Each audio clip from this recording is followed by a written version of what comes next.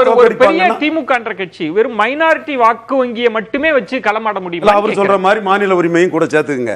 மாநில உரிமைக்குள்ள ஓட்டையும் சேர்த்து உணர்வுகளுக்கு மதிப்பு இருக்கணும் சார். ஓகே, நீங்க அதுல பேச வரத நான் மறுக்க வரல சார்.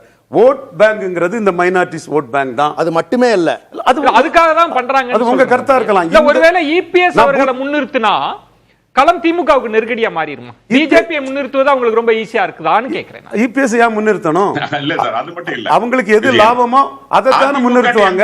இல்ல, என்ன குற்றம் வைக்க முடியும் அவங்க மேல? என்ன சார், அதிமுக எம்பிக்கள், அதிமுக எம்பிக்கள் யாரும் இல்ல.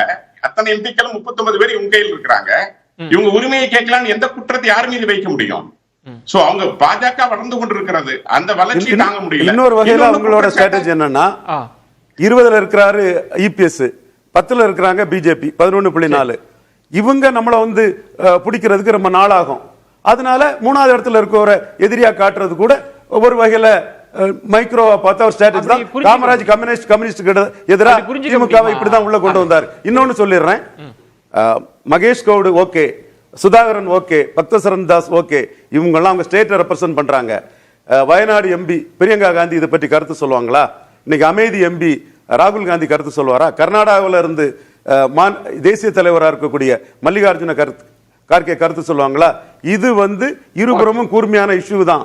இதுல வந்து நாங்கள் பாதிக்கப்படுறோங்கிற உணர்வு நீங்க சொல்றது வந்து இத வந்து பாஜக இந்த எதிர்ப்பையே பாஜக தமிழ்நாடு நீங்களா மற்ற மாநிலத்துல பயன்படுத்திக்கும். இல்ல, பயன்படுத்த மாட்டாங்க. தமிழ்நாட்டிலே வாஜ்பாய் பெற்ற வெற்றியை 98 99 பெற்ற வெற்றியில வரும் மக்களவை தேர்தலில் தோத்து போனவங்க எல்லாத்தையும் ஆர்கனைஸ் பண்ணி ஜெயிக்க முடியும் நம்புறாங்க.